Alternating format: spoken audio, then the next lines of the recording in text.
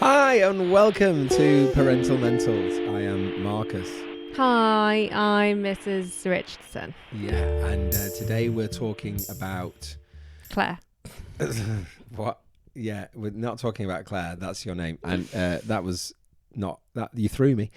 What are we talking about? Who are we talking about? Couples, being in a couple, being in a... being in a relationship. Good start. Again, same old story. We'll have worked out a title which would be much better at explaining what we're actually talking about. But Yeah, because we don't really know until it happens. no, so... But our relationship and our recent discoveries, I think, is what we were going to focus on. Yeah, but we come up with like a snazzy. Snazzy. I like that. How to connect through the chaos. How to connect through the chaos. There you go. See? But their lives might not be chaos. I don't know. Well, is it just us? I imagine everybody's chaos is chaotic, but some people's maybe more than others. But It's I guess a bit extra. You know, it's like if you earn 100 grand or 30 grand, you spend it. Do you know what I mean? So it's like how much we've got. What's that got We've to got do 100 grand's worth of That chaos. was not a good... No, our chaos is more than most people's. Anyway, so basically it's kind of an episode about trying to not break up, basically based on if your life is very chaotic and you have maybe a bit of confrontation with your partner quite often, or you've just got to the point now where you're both in survival mode and taking it out on each other sometimes, maybe. Would you say that? Yeah, and that we've had some really, really, really helpful recent discoveries, haven't we? And we thought we would talk about how they've changed things and whether... They can work for you. Yeah. They might not be able to work for you, but you might be able to adapt them slightly for you. So we have actually had, let's just be honest, we've had a really difficult few years, really. Obviously, COVID happened and everyone struggled through that. We moved house during COVID to somewhere which has become a really nice home, shall we say? Yeah, absolutely. It's small, it's humble, but it's doing the job and the community's great and, you know, that's important, right? Yeah, absolutely. But yeah, it's been chaotic with the children, to put it lightly. Is that the dog? Albert, what are you up to? Anyway, we are trying to not break up, basically, which is, I think, what most... No, but you know what I mean? Like, in the nicest possible way, we had some very difficult times where we could have just... because it just wasn't working, because we were struggling with everything that's happening with life, and unfortunately we then just looked at each other and was like, well, it must be you, and That's it must the be problem. you. Yeah. And that wasn't the case, but we've spent a long time blaming each other for the failures or the difficulties in our relationship, when actually, if you look deeper to it, it's mainly about what's gone on in life with our lives, with the kids' lives, as opposed to us not liking each other. Yeah? Yeah, absolutely. And how you can just completely lose yourselves as a couple, as parents, which I think probably most parents, even if you don't have neurodivergent children and you're not neurodivergent yourself, you can probably relate to, because it just happens to a lot of people. Yeah, and that's what I mean about we're just trying not to break up, because I genuinely think there are a lot of couples out there that are in that place. They love each other, so that's why they haven't broken up, but it's just not working because everything And then you in just life... become parents, don't you? Yeah. You're just carers for other people rather than being in a relationship with each other. Yeah, so I hate to go deep on it, but like that's the point, is we have survived, but it's been hard. Mm-hmm. There's been a lot of times where we nearly didn't. Yeah. There's been a lot of times where we both nearly walked away. I think I read a stat the other day that was saying 80% of couples who have autistic children end in divorce. 80%? Mm-hmm. And that's quite reflective of kind of forums and groups and things that I'm on, where I see people kind of commenting and like how hard it is on you as a couple, because you're probably, if you've got autistic children, you're probably autistic yourself. Just highlight that to you all. Yeah. Therefore, things are really tough. It's really, really... I've always found relationships impossible. I've found it so difficult. And I think it's a really recent revelation for me to understand I might be the problem. I might have 50% of the responsibility about that. It's the first time I'm hearing it. And no, it isn't. And I'm nearly 40. So that's been a long life lesson for me to learn. Yeah. And it's been very helpful, hasn't it? Because I think you really feel I don't want to put words in your mouth, but I think you feel seen, you feel validated by me taking responsibility. Yes. That's all. I don't know, at the end of the day. You've always taken, I'm going to give you credit where credit's due, is that you've always taken responsibility, because I've kind of like hammered you over the head with it, haven't I? And gone, you made a mistake there. So you've always gone, you've kind of had to be in a relationship with me. You've had to go, yeah, I understand. Okay, I'll try to be better, or I'll work on that. Whereas the dynamic has never been the other way necessarily. So I don't know whether you're just much more tolerant or more understanding. I think you are more tolerant. You've never said to me, stop doing that, or we're not together. You've always gone, that's quite hurtful for me, or, so again, yeah, I have to give you that credit. I think it's an interesting angle to kind of look at it from, is that for me, it didn't matter whether you took responsibility for your actions or not, because I still needed to take responsibility for my actions. So regardless of whether you did or not, if I'd have just gone, well, she's not doing it, so I'm not going to bother doing it, then we were absolutely fudged. Yeah. So I had to do that, which often would soften you. But there would be many conversations where I'd be like, you haven't taken responsibility for that. And you still wouldn't. But I was kind of like, well, at least I've said it. And I think now the more I got to know you, the more I understood you as an undiagnosed neurodivergent person. It was kind of, she does know she's messed up. She it's the PDA thing of me going, you've not done that. It's a demand being put on you. Mm-hmm. Again, we mentioned PDA in the last episode. If you don't know what that is, it's pathological demand avoidant, or personal drive for autonomy, where basically you don't like being asked to do things, is probably the best way of putting it. So quite often I ask Claire to do things and it doth not work. It's not even about doing things, is it? It's about a perceived demand in everything. Exactly. So that one we were just talking about, so there even though it might not be a demand from you, it's very much like, if I have to behave in a certain way, I don't. No. So if I say to you, you haven't taken responsibility for that, that's not me saying, can you? But it is me indicating that I would like you to. So that perception is, no, mate.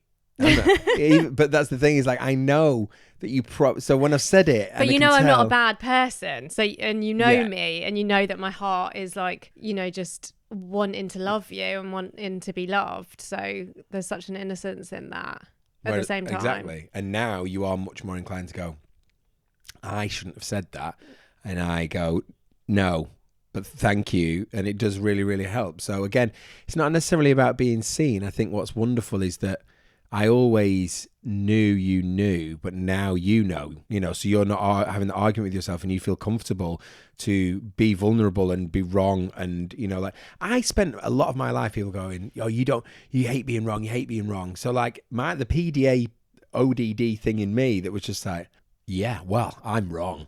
And then it almost took joy before I met you with a lot of my friends in being wrong. Then being like, and owning it, and just like, going, I don't care. Because it disarms people. Yeah, it really does. When you go, I was wrong there. They go, well, you were right, yeah, right. And it almost ends the argument. So it's not about saying, well, you were wrong too sometimes. The key to actually a successful relationship is just taking your ownership of where you've gone wrong. Because I genuinely feel like me doing that more and more and more and more and more has made you kind of go, right, well, am I part of the problem as well? Okay, then, I'll start fixing me. And then all of a sudden, look where we are. Yeah. And that's not to say that I needed to take less responsibility. We will both always need to continually grow and take responsibility for new actions, because as the kids get older, as we get older, we'll change, we'll, become more dynamic in different ways and have to kind of deal with the new each other.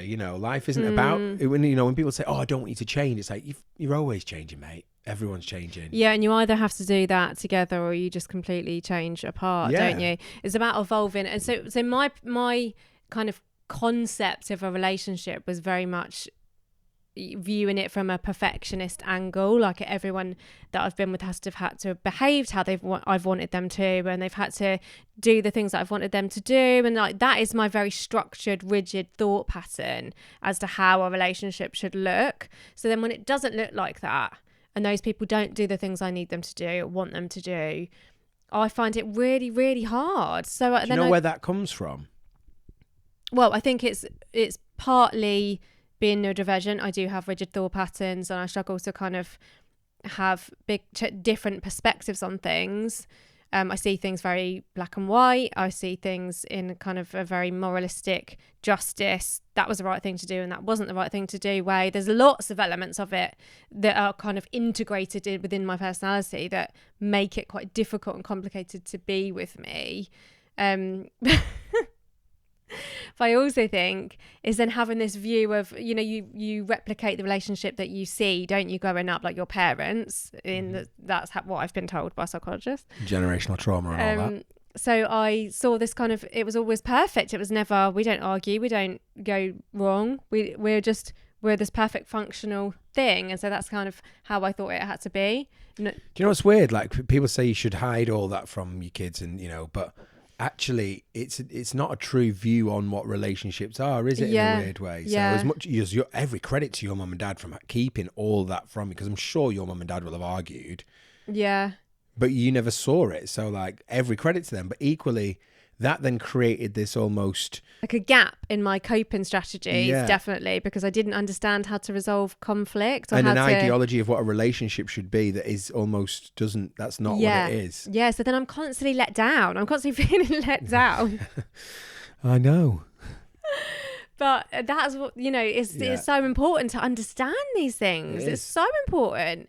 But this is the thing where people need to genuinely, the beginning, we should have probably come up with a bit of like a list of things that are helpful other than us just going, oh, we've come up with this thing at the end. But, you know, just think about your parents and how you were parented. And this isn't to assassinate your parents' parenting, because at the end of the day, everything's moved on.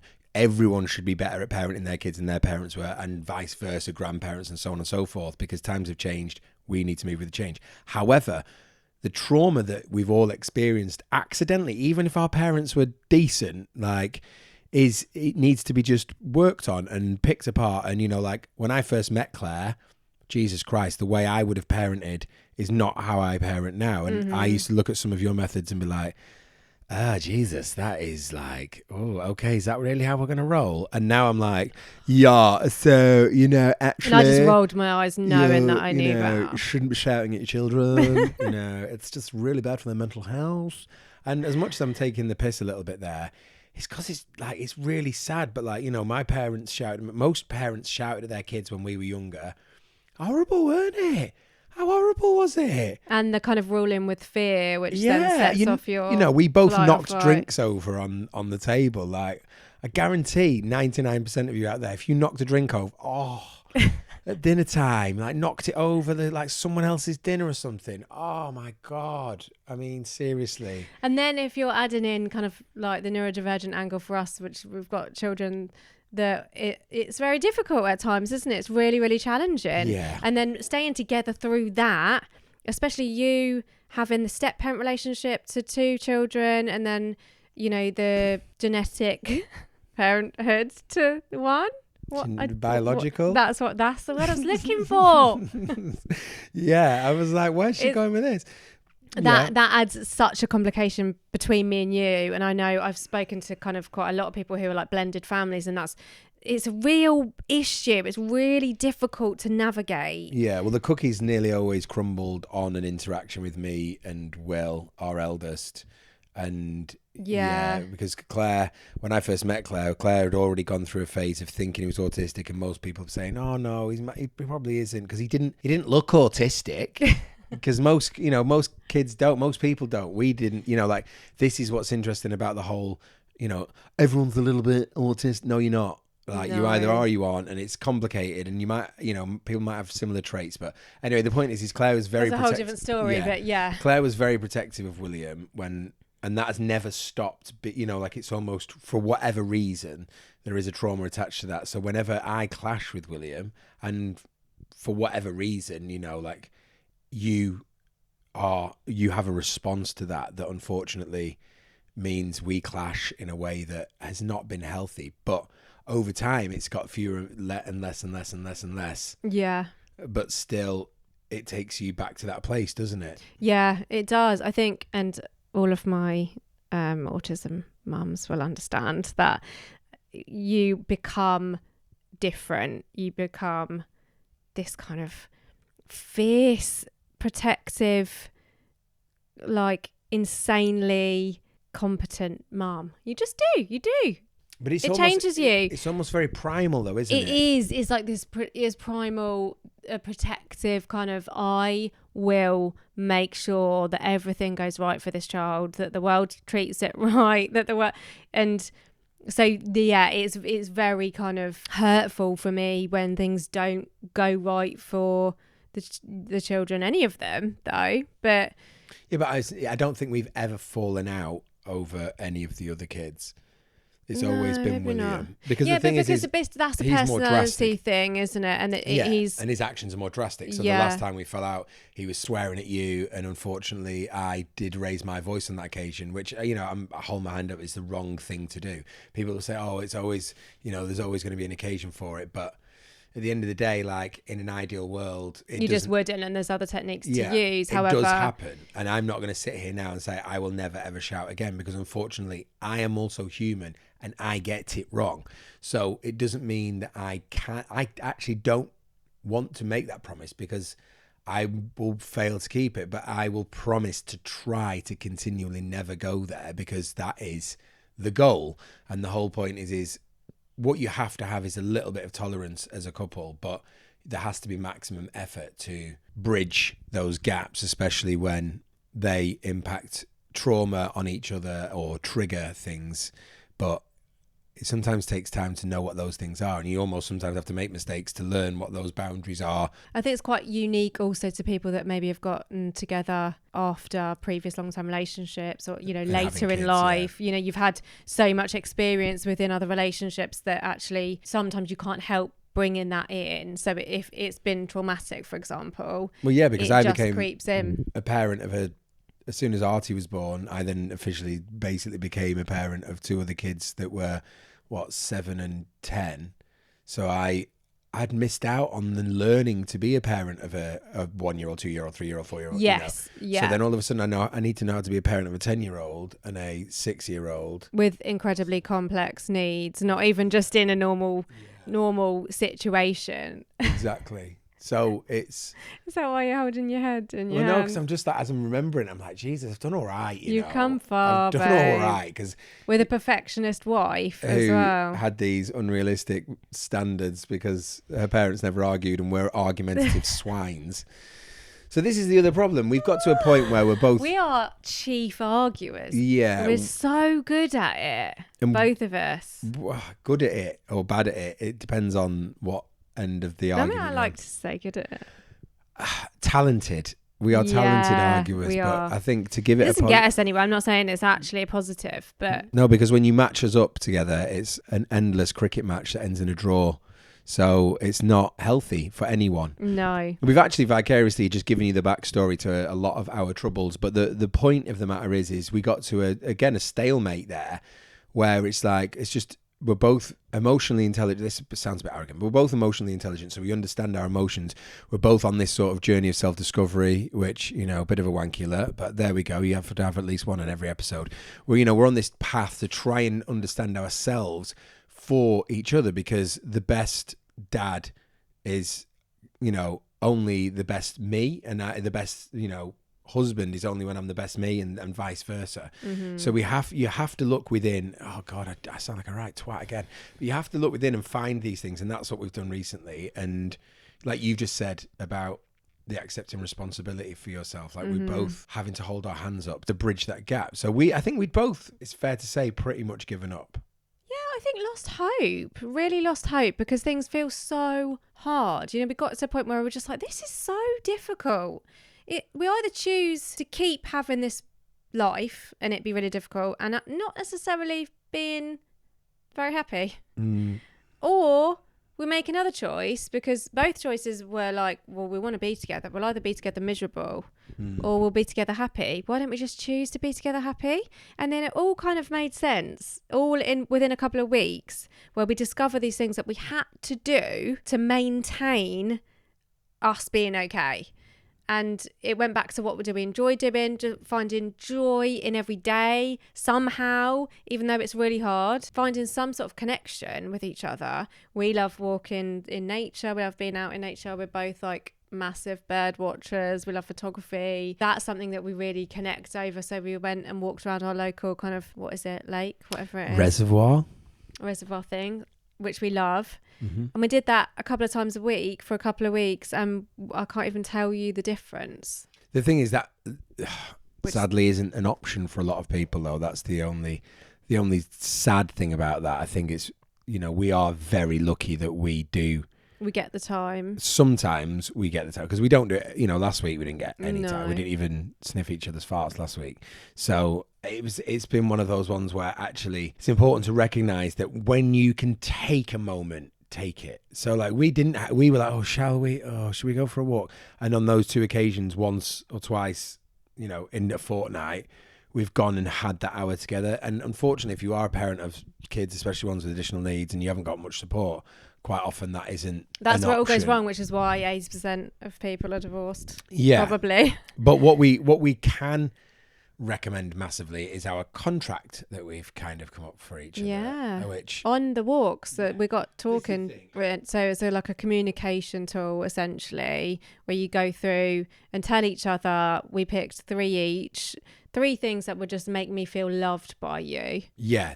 That's it. I mean, well, what can we do for each other to make each other feel loved? And this was when we'd not really connected properly for over 6 months, I would say. Like, These things had been so hard with the children, and we genuinely just didn't have... We were on flash and red tank of petrol, weren't we? No energy left for anything. It was survival mode, just a real tough in and out of hospital with one child, sort of fighting fires with another, constant illnesses that you have with a 3-year-old. It just felt never ending. And we thought, we're just not gonna, how on earth can we're just not people, we're carers. And you are carers, aren't you, when you have children with additional needs? Yeah. And then you're not a couple, you're just kind of 2 people existing in the same house, caring for other human beings. That doesn't make for good connection at all. And I didn't feel loved, you didn't feel loved. We just felt hopeless. And there's nothing that we wanted more than to love each other and to be with each other. And we'd make these half-assed attempts where we were like, we have to make this work, and we'd have good, healthy conversations, but we weren't necessarily connected, but we were both, right, this is what we need to do. We need to reconnect. And we just kept saying we needed to reconnect without actually going, how? Yeah. How can we reconnect? And then we go, oh, well, actually, if we just do this, if we stop arguing in front of the kids, it's like, what we're saying is none of that is looking inward and saying, right, what can I do to help? So then by saying to the other person, what can I do to help you? What would make you feel loved? And then attempting to do that has been massive for us and has brought about a connection again. Yeah, absolutely. I think it's communication where we were falling down, even though we felt like we talked so much. Like every evening we were sitting down going, oh, what should we do? This is feeling like it's going wrong. Oh, this is really difficult.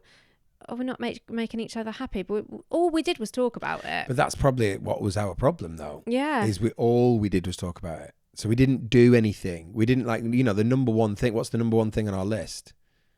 5 hugs a day. Well, I don't know why you're pulling that face. Like the point is that you don't. All right, that's fine. Okay, but like the point is you don't have to say anything. Like just every morning we have a little hug in the kitchen, as opposed to bowling around each other without saying a single word to each other, which is what we were doing every morning. We were waking up annoyed that we were even out of bed and that we're even having to do anything. Like I'm making the dog food, you're making the lunches, and we're all just throwing pots about. It's just a bad attitude. The kettle's going, the dog's like making a noise, the kids are screaming. And it was just like. But this feeds so much into kind of the other journey that we've been on in terms of like mindset and making ourselves happy and finding joy in every day for ourselves. That we both actually highlighted that we needed to change as people, as individuals. Well, yeah. Before we were able to change our connection, because we, if you don't, we're not waking up happy and you're not finding joy, how are you going to bring that to anybody else? Well, that's it, because then you made me realise that what I've just said, the 5 hugs, probably isn't number one. I think that's probably number 2, because number 1 is actually start every day from a place of love. Yes, it is. That is number 1 on the list. So that's the point. That's why we're giving ourselves those hugs, because we would both get out, just, like, I know it sounds mad, but like in 40 years, if someone said to you, oh, you could be 40 again, and you just wake up with so much more spring and bounce and joie de vivre. Is that a thing? I don't know. I've heard that somewhere before. You don't even know what it means. I don't know what it means. I think it's right. I reckon that's right. Is that right? In the comments, hit me up. Joie de vivre. Vive means live. So joie means sounds about right. Play to live. That's not play to live. I don't. Okay, sorry. So yeah, just waking up with gratitude. Gratitude lists were a thing. Are a thing. And I never said they're not. You haven't made. I haven't got one. You don't write a list, but you do. I say think about it all the time. Night. Yeah, and when you walk in and stuff, you're grateful, and we talk about it all the time. So you don't write a list, which isn't quite as, great as me. I mean, let's not compare. I literally every single day at night time say the equivalent of a prayer. We were talking about this the other day, like our weird little belief system is basically, sadly it's another kind of religion really, but for ourselves there's no book on it. It's just, but you're like, your little gratitude list, like it's something you do religiously, which really helps you to kind of have perspective. And for me, like I just say thank you to the universe every night, and like that again, I can feel people looking at me going, but that's all right. I pulled a strange face there for people who are listening. Yeah, I just say thank you every night for all the things that have happened in that day. And that's a really nice way. I got the end of the day down. It was the beginning of the day I didn't have down. Like, I've actually spoken to you about this. Like, I've done well to not worry about sleep, because at some point, and I think this is being ADHD, but like we're talking about recently, when you hear a sentence, sometimes that can just change your life because everything makes sense. And for me, you can't change anything whilst you're trying to go to sleep. You can't fix anything whilst you're trying to go to sleep. So there's no point worrying about it till the next day. That was a massive help for me. So I'd say my little prayer and I'd say that little mantra to myself, and then off I popped most nights. And then I'd still wake up every day like, I hate life. Why am I awake? I just want to be asleep. So, and I think your face told a similar story. Yeah, I did. And it was all happening at the same time, wasn't it? We felt like we were falling apart. Everything with the kids felt really, really hard. We're not practicing any of the things that we do now. Yeah, but your face was saying that at night time as well, though. Do you know what I mean? You were kind of... Oh, yeah. Still probably is a little bit. Definitely... No, not now. You do thrash about a little bit, like, oh my God, why am I awake? No, I get anxiety in my sleep. That's completely different. That's not like an attitude problem. Well, it sounds it. It's a whole other problem in itself. But the practices that we've kind of adopted really have changed our relationship and our level of happiness. And I think because we went right back to the basics, and we had that conversation to say, what do you do when you're dating? You adopt a certain way of behaving around that person and a way of treating them. And then I think when you've got to the levels that we had got, we'd completely stopped doing any of those things. That was a big question, that, weren't it, when I asked you that? Yeah, sort of caring for each other. I think it's really easy to get stuck in a bad habit of, getting almost cabin fever, and you don't have that excitement as when you first got together. And yeah, and that could just be in really simple sort of actions. Like I realised... I don't want to admit that. What? That I just walk around in my dressing gown all the time, and I wasn't feeling good about myself, and have any reason in my brain to think that you would be attracted to me in the house every day. Or I realised that had to come from me. So I was just kind of looking for things in our relationship that I felt like were missing, and I was like, well, I'm not doing anything to change that. My behaviour is the same. If I put something in that's the same, I'll get the same out. I need to change what I'm putting in to get a different result. Yeah, I mean, we don't have much childcare, do we? So we don't really get those times like alone to connect when we're not working, or we're not got other things that we're supposed to be doing. So like now I just thinking that I look forward to our evenings so much, because I'm thinking of it as a reason to reconnect with you, like we would when we were dating. You'd come around my house in the evening, and that would be my kind of adult interaction. That would be something I was so looking forward to, like having deep conversations with you and just enjoying your company. And we had just not been doing that. It would all become routine like it does, and just... Well, we were just trying to fix everything as well. Just trying to constantly talk about everything because we felt like it was going wrong. So it's just about reframing it in my mind, to go, well, what am I putting in that means that we're finding joy for each other, that means that we're giving something to the other person that gives them love and energy, So walking around in your dressing gown, just criticising and saying that it wasn't your fault is not really the way to go about it. I know, but I mean, I also think you got to be careful with that as well, though, because there's nothing wrong with walking around in your dressing gown.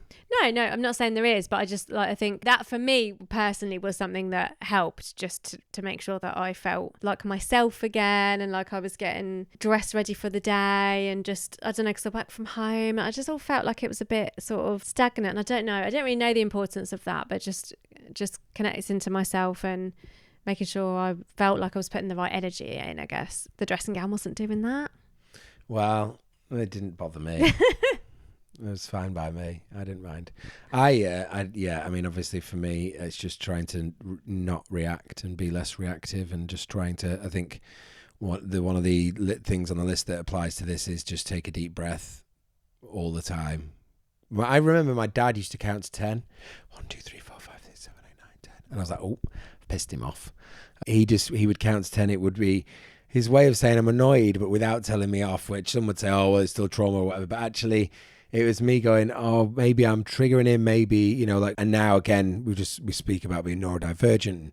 One thing that you often end up in a relationship with someone neurodivergent, you end up with kids who are neurodivergent, and often your parents are neurodivergent without even realizing. And now look back and think, you know, my dad had a lot to contend with himself, and me, I was difficult. So that strategy, even just counting to 10, but just taking a deep breath, just taking a moment to be less reactive, because I think my mum probably had to talk to my dad a few times about the way he was with me, and he got better. He did get better as I got older. Like, I know kids get better, but I was actually probably more hard work because I was more challenging the more I sort of struggled with life, I guess, as I got older. And that's probably William's the same thing. He's kind of now getting to an age where his outbursts are less childlike, but when they happen, they're big. You know, they're a lot bigger and a lot maybe scarier.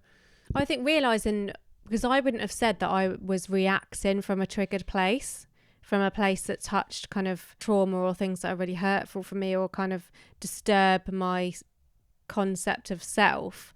And actually, I've been doing some journaling. There's a specific kind of led journal, a guided journal, I guess, where it asks you different questions a day and asks you to reflect back on maybe your behaviour and how you were feeling. And so that was an important like realisation for me, where I realised the times where I'm kind of saying you've done this and it's upset me, that's not necessarily me taking responsibility for being upset. Why am I upset? Where's that come from? Do the actions match my level of pain? And they really didn't a lot of the time. Now kind of looking back on things that might have been quite major for us or where we've really fallen out, is because that situation is painful for me, but it doesn't necessarily mean you've done something as terrible as I think that you've done. It's just that my feelings to it, my reaction to it are incredibly painful. But that's me taking responsibility for that, rather than going, it's you and that behaviour is despicable.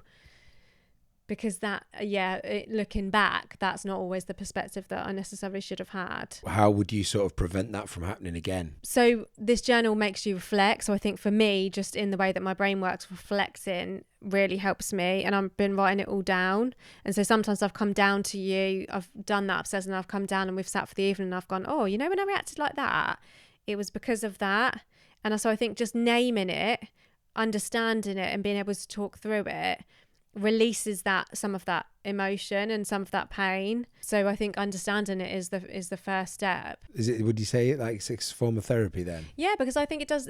For me, it does the same thing. I've had amazing therapy in the past, and what I feel like I get from journaling, I felt like I got from her, because she would ask me with these really poignant questions that made me think about things from a different perspective, and that's what the journal does. So it's a guided journal, but people might be out there going, oh, what's she talking about? Has it got a name? Yeah, it's linked to Michael A. Singer's book called The Untethered Soul. We'll whack a link in the description. But read the book first and then do the journal. And it honestly is like that book was really kind of mind-blowing for me. Does the journal come with the book? No, you buy them separately. You don't have to have the journal. Just reading the book in itself is a huge thing. But okay. And I haven't read any of his others. I think there's some other books that are also really good. But yeah, just about understanding about the way your brain works and kind of like what way you're holding on to emotions, and then somebody triggers them and then it's like it's their fault when actually it's just your pain. Hurt people is what they say. They do. That's what do all hurt people hurt people? I don't know. Okay, that's the one for anyone out there. Do all hurt people hurt people? Is being a hurt person mean you hurt people, or can some hurt people just be nice people? Well, some hurt people have gone on the journey much younger than we have. Some people realise this kind of in early adulthood and go on a journey and then get in a relationship and they're already there. So I guess the whole essence of this is, as a hurt person, which we both are, is trying not to hurt each other. That's kind of the whole point. So maybe it's working on yourself comes first. So that's what I think we've realised over the last few months, is that we've got so much that we need to work on ourselves. We have to come from being a happy person to make a happy couple. Yeah. Yeah, I see what you're saying. Your happiness, because again, being neurodivergent, this is a thing in that you are so hyper aware, pattern spotting, hypersensitive to the person that you're living with, all the people that you're living with.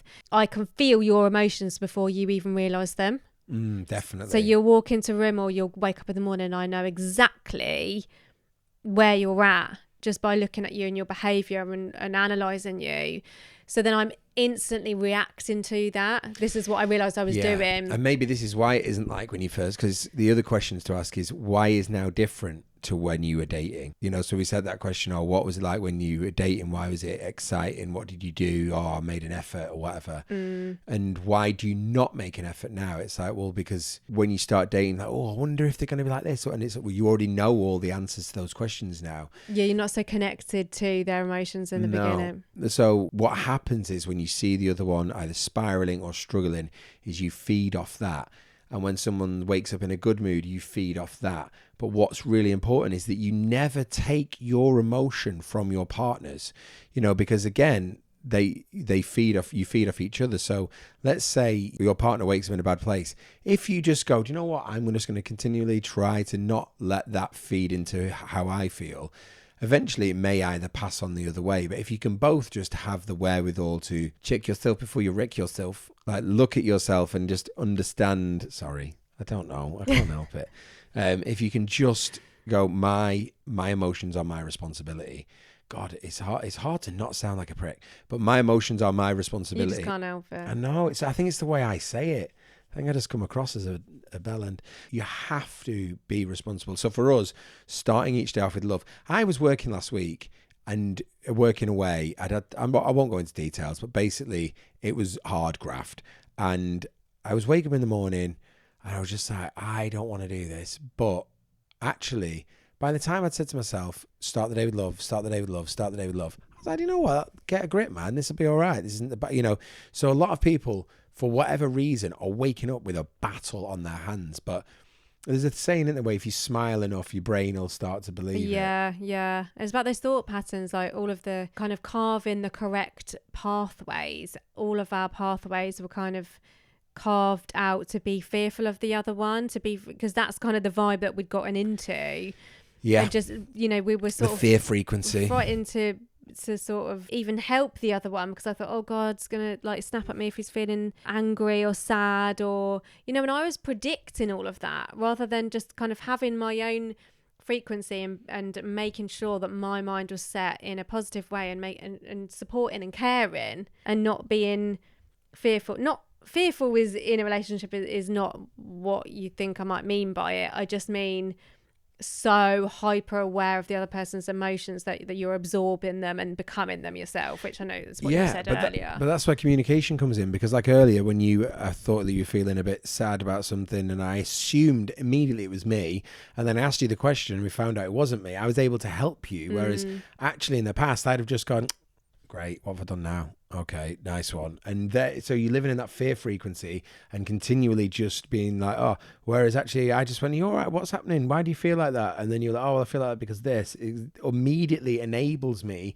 to be a helping hand, as opposed to then you then looking at me going, well, why is he like that? I know that quite often I don't realize I'm coming across a certain way, and you're like, you've come across this way. And I'm like, that wasn't intentional, because we're not communicative enough about how we're feeling and why we're feeling these things, because even if it is because of the other person, they might then be in a position to then apologize or, you know, try and go, oh, well, I didn't mean it that way or whatever. So communication is everything. But if you're communicating from a place of fear, then again, even the communication's probably not worth doing. So it's about making sure that everything in an ideal world just comes from a place of love, really, isn't it? Yeah, and an open heart. Again, this kind of journaling that I'm doing is making me realise that I would close up, again, from kind of trauma and places that I've been previously in relationships, to just go, right, okay, I'm better off by myself. And that's kind of a real trauma response. Especially when you're married. But now I'm realising that to go up, to stop closing that door all the time and to stop being so defensive and to just stay open to the kind of feeling supportive and being supportive. It's a key component for this relationship to work, is for me to be supportive for you. So yeah, and vice versa. You need of course that for each other, don't you? Of course. But I mean, I think for you, it's almost a not a deal breaker, but it is it is my default setting. Yeah. And it needed to stop being, because otherwise then there's no foundation. You know, we felt quite insecure in the foundation because you constantly felt like I was going to go, yeah, I'm just better off on my own, which gives you complete lack of hope and not at all what anybody wanted. And absolutely the furthest from what I wanted to happen. But it was just something that I couldn't help happening to me all the time until I understood through this journaling where it came from. And so the second I understood it, then I thought to myself, oh my God, I can actually choose to change that, because it's just a thinking pattern. Thought is just energy made up within my brain, and I can redirect that energy. No, you sound like a wanker. How I like. Well, I can. I don't care, because I've realised that it's the truth. Yeah, it's mad, isn't it? It is mad, because the thing is it is as simple as making the right choices. And, you know, my mum and dad used to say to me, just think before you do something. And I'd be like, oh, it's so hard. And my mum and dad would be like, I know, we can tell. Just try, for God's sake, for our sake, for everybody's sake in the room that you're in. Think before you open your mouth. It's been a lifelong struggle for me to think. Without being arrogant, I am clever and I'm intelligent. But when I don't think and I'm rash, and that is not the behavior of someone intelligent. So it can then be perceived as like, what's this guy about? Like, like he should know better. And it's kind of being rash and reactive, I think, is common for a lot of people in long-term relationships when things are going wrong. I think I've got a lot of friends who, whose marriages didn't last because they just grew to hate each other. Why is that? It's not necessarily because of each other's personality. It's because I think of it mainly because of a blame game. It's always that other person's fault. Yeah, and not understanding that your reactions are yours to own. It's your behaviour. Well, everything was you said that. Mm-hmm. And I only said that because you said that. Is that right? Well, we keep just passing the buck. It's not taking any responsibility. No. If you're reacting from a place of a trigger, it's never going to have a positive outcome. And it's not kind of owning your own behaviour, is it? No. Which is hard. It's hard to do, because sometimes, again, like we're going back to almost the beginning of this conversation, like when I felt like you'd done something wrong and you were like, yeah, but you've done this. And I heard that. It was almost like, well, I'm just going to park what you've done, like, and just take that on board. And like that took practice. Like that took years of you going, and me going, fuck off. And then eventually going, okay, right, fair enough. And that is a step that I think a lot of couples find hard, because there's nowhere else for it to go. It's almost like you put water into a pipe, it comes out the bottom, but when you pour anger in there and it all gets clogged up in the middle, it all gets lost and there's nowhere to go. Like the release needs to be someone going, all right, okay. And at that point, then it can sort of pass through. But if nobody's willing to hold the hand up, then that pipe's going to get clogged and that water's never going to flow. And like for us now, look how that whole water just flows, because we're both taking responsibility. We're both, and then as a byproduct of that, then there's less arguing. Everybody's happier. The kids are happier. Everything runs smoothly. That's not to say we're not going to have a relapse and struggle and things like that. But hopefully we've got like a mini contract again. So we've not really spoken in too much detail about what that is. Do you want to kind of break down what the most important things are with that, really? Well, I think we have, though. We have the point of the contract is to behave in ways that make the outcome more positive, isn't it? What's another big one for us is to check in with each other each day. Just say and genuinely ask it, how are you feeling? Rather than making presumptions, which is what we were saying. I was kind of presuming that you were in a really bad place and then becoming really fearful of that, rather than going, are you right, babe? You know, it just sounds ridiculous, and it might just be an us thing, maybe. Might be. Or it might be a neurodivergent thing, but just to not have any communication because you're pattern spotted and you feel like you know it already. I always used to feel like there was no point in me talking about it. There's no point in me asking him because I already know how he feels. But then that doesn't make you feel that I know, and it doesn't make you feel supported. So simply by me saying, are you okay, babe? Like, you seem a bit sad, or are you sad about something? You're then like, oh, she cares. Oh, I can just tell her. And then that gets it off your chest, and then that might change how you're feeling. You know, it's just a spiral of feeling supported by the other one. And like yesterday, you asked me in the kitchen, are you all right? And I was like, yeah. And you're like, you sure? I was like, no, yeah, I'm actually all right. I'm fine. But actually, that's nice for me to then go, am I all right? So you're almost checking in with yourself as well. When the other person genuinely checks in with you, you check in with yourself. And like that is another thing I would, you know, the three things that we've sort of mentioned on our list, you know, like I think it could be a start for all of you, you know, like a hug each. It doesn't have to be 5, but at least 1 hug a day, you know, actually checking in with each other and just taking a breath. Like those 3 things are. Yeah. And starting the day with love, you know, every day is a new day. Yeah, every day is a new day. But also, you might not, without being morbid, you know what I mean? Especially when you get to our age, like time moves fast, you know. It all feeds into each other, doesn't it? Feeling gratitude, you know, and all the mindset stuff that we were talking about previously, and chasing your dreams and finding joy every day and pleasure, and, you know, just living as a human being to try to have a positive human experience. Even when your kids are being tools. Yeah, like, which is often, isn't it? Most of the time. Well, it's like we laugh about that together now, rather than, you know, that's just funny. We have to find the funny. Yeah. Saw a woman on TikTok the other day, and she was like, oh, no, my 2 favourite things in the world are spending time with my kids and not spending time with my kids. And that's the thing, is that for us, we don't get much time to not spend time with our kids, which then meant spending all that time with our kids became a struggle. And those couple of times, so we had a weekend in October for my 40th, and we had last weekend, which is like just 2 weekends inside 3 or 4 months that enabled us to just rebuild. Yeah. And the sad truth is all of this stuff we're saying, oh, you need to do this. And we're talking about that walk we went on. Like, the only way we've managed to get to this place is because we've had time away from the kids.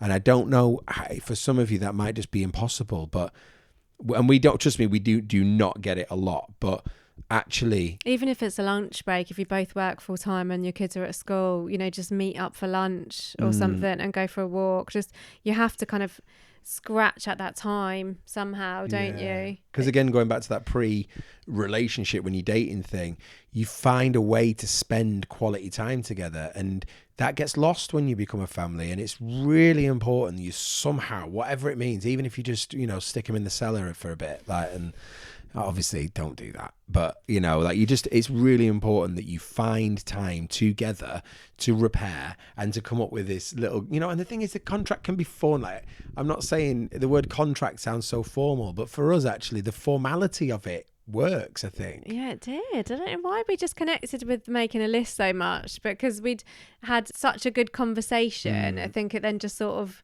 there was a desire. Yeah, we wanted to note down all the things we've been talking about. Yeah.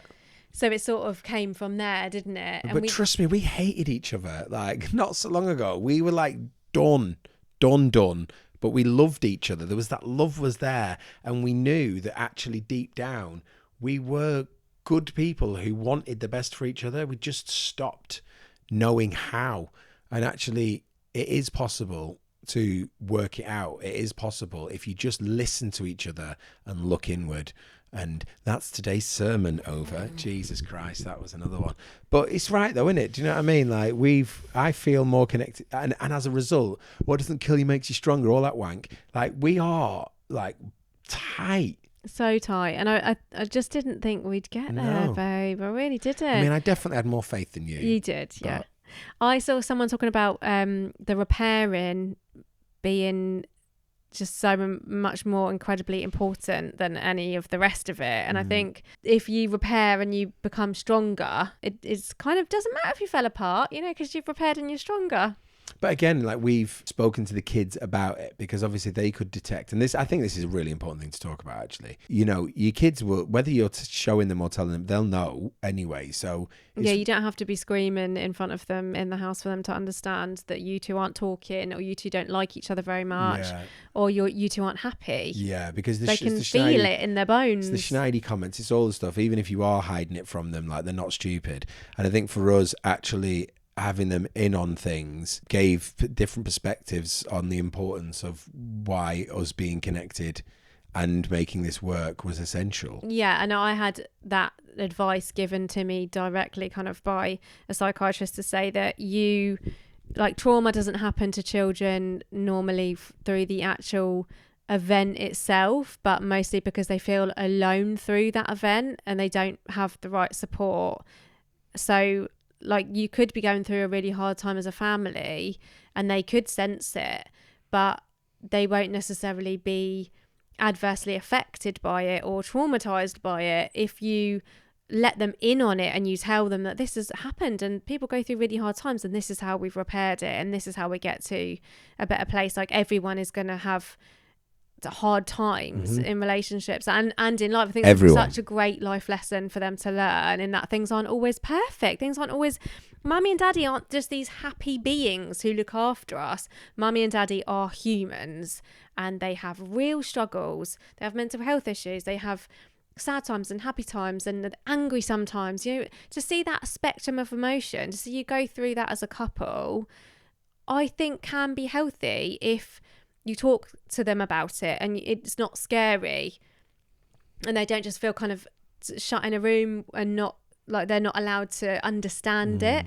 And if they understand it and they go, oh God, relationships are like that. Like, I wish I had seen that. I wish I'd understood that relationships are really hard and you have to work hard and sometimes you argue and sometimes you have to talk about it a lot and sometimes it just takes months and all of those things. Like, I didn't know that.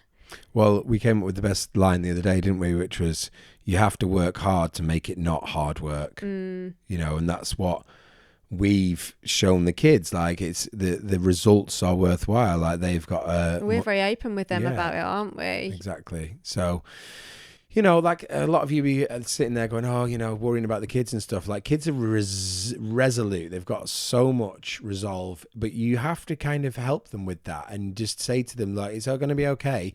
If it's going to be okay, obviously. Trust in their maturity. And, you know, for us, like I say, with one of our kids, Fleur, like, she's just, since we've started to repair and shown that that's possible, like, she's come on leaps and bounds and seems to have matured massively, I think, you know. Involving her in our relationship development, I think, has been key. Yeah, because she's the type of child who is really kind of intuitive. She's 9, by the way, so she's not too young. Yeah, right? She's kind of, she has so much insight. She's really wise, isn't she? She's a little eavesdropper, let's be honest. Emotionally mature. She understood too much to not have us speak about it. Yeah, unfortunately, she was glass on the wall kind of kid. I genuinely believe, though, that she's emotionally a lot more intelligent than we probably gave her credit for. Yeah, we probably realised in those moments. And we have conversations about it. Me and her in the car, she'll just say, oh, we had a bit of a hard time, but, like, you know, we've come through it and you have to work hard and talk about things. And I was just like, oh my God, wow.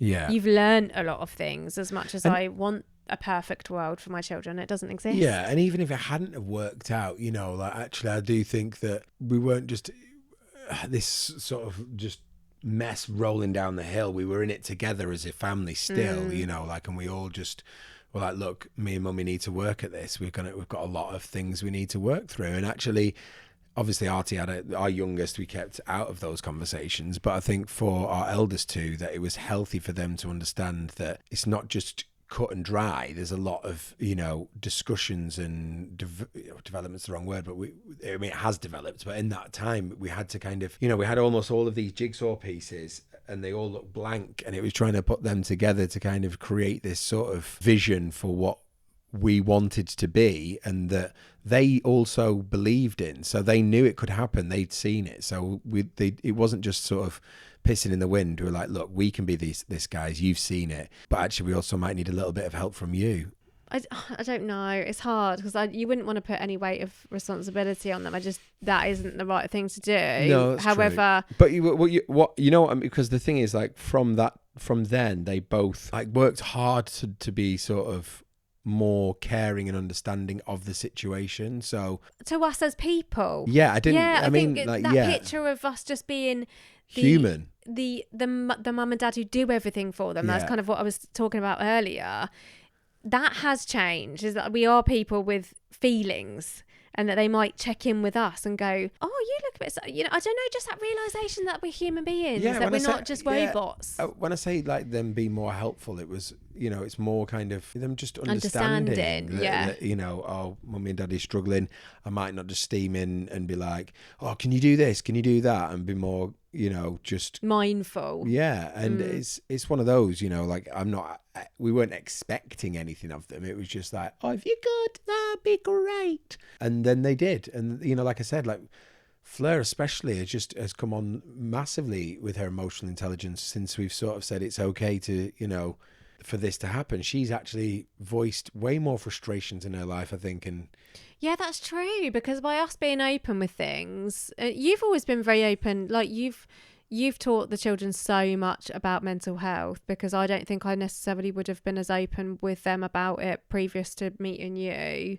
You've always been really kind of open with your feelings and not been afraid to have those conversations with children. And I think that is absolutely the most beautiful thing that children can be taught from a young age, is that, oh my God, life is this big spectrum of emotion and you are not expected to be happy all the time. It's okay to wake up and have a whole day where you're in a bad mood, because we as adults have that all the time, and it's like we don't expect children to have that. So then having those conversations around it has helped them be really open. I think we're really lucky with how open the children are with us about how they're feeling, because we've always talked to them about it. And if they see, I don't think I ever saw my parents cry. I certainly not my dad ever, and my mum maybe once or twice, but not in my kind of physical front memory, that I can't even picture it happening, but I think maybe I did. And I don't hide any tears from the kids. Like I don't have a breakdown in front of them, but I do have my entire spectrum of emotions, because I want them to see me being annoyed. I want them to see me being upset. I want them, and then they're like, oh, okay, that's what happens. That's all right. Yeah. With all of this, it's important to kind of find that reconnection as a couple, but, the importance of what that teaches the kids if you involve them with it as well, to just say, even if you like... And teaches you as individuals. Yeah. I've learned so much about myself through trying to make things work with you. Yeah. But, like, you might be sitting there now looking at your relationship going, oh, we are a bit stagnant, you might still have moments of, like, connection, but, you might want to sort of take it to the next level. Like, I actually feel like involving the kids can be a really healthy way of them also helping for you all to get a connection. And sometimes they might just be like, what, mum and dad just need a bit of a break, let's all just disappear or whatever. And I think being a family, everybody needs to be pulling in the same direction. Yes, that's another thing, sort of all working together as a team. I think we've learned to do that more, for everybody in the household to recognise that they play a part in everybody else's happiness. Because like what we were saying about, like, living in fear, it's sorry, the mic wasn't close enough. Don't hear what I'm saying. Yeah, you've interrupted my train of thought. So living in fear, everyone works as a team. Yeah, maybe that was just the point. Maybe it was. Sorry, I've ruined your flow. But you were saying that, like Fleur's been really helpful. She stepped up as, playing her part. Yeah, like I think it's a good lesson for all of you in the household to learn, is that you all play a part in each other's experience of life, in each other's happiness, in each other's emotional state. So it's like, right, what do I do then? I need to control my own emotional state, to the best of my ability, to not impact others in an adverse way. I think that's a massive thing I've learned through this through things going a bit wrong and things. And actually, I don't know, I'm really conflicted about putting this out there and talking about it, because it just feels like, too much, and it touches a real nerve with me because I struggle with it. But if I had people talk about this and I was listening to it, I think it could have been really helpful. And I always find it really helpful when people are so open on TikTok, and that's something that you talk to me about all the time, isn't it? It's like, where do you find your help and things that connects with you? And it's like, well, watching people just be authentic and real and tell their story, and that's all right, isn't it? Of course it's all right. The thing is you're not saying anything, and you do kind of tell me to stop saying things, as you've already done in this video, which you won't see because they'll already been cut out. Like, you do hold back certain things still, and that's fine. I would be way more open, obviously, as I've just described. But I think people relate to reality. You know, the whole relate. It's almost the same word, isn't it? You find your truth in other people's truth. So that authenticity, which is a word I don't really like. That's a great one. What? You find your truth in other people's truth. I love that. There you go. You love a little phrase. I think you put on a good phrase there. Yeah, I'm a phrase and master. I'm always like quite discerning of your phrases. Horrible to me about phrases, not in general. So yeah, and that's important to sort of relate to other people, and that's why I said you've got a lot of amazing stories that other people will, and we do as a couple. We've got a lot of experiences that other people will be having every single day that ideally we can help them with by just going, you're not alone, actually it's okay, relationships are hard, you might feel like you want out, but dig deep and just think, do you love that person? Do you genuinely love that person? Well, let's just want to be them. Yeah, let's just try and find those things again. Is it just the stress of life? Because everyone is finding things really hard at the moment, aren't they? You see a lot of we are though. Like, it's not like it's really people who are struggling. Yeah, we're not one of those couples like, like we've got a brand new BMW on the driveway and life's so hard. Like, no, my car's 19 years old and braking all the time. Yours is 12 years old, breaking all the time. Our lives are hard, but with all of those struggles, if you've got each other and you can just sit and watch TV together and just love each other, finding joyful, loving moments. Just it's what life is all about, isn't it? Exactly. But it's not always like that. No, and it's but in fact, it's more that it's never always like that. Yeah. So you have to just make the choice to love is a choice.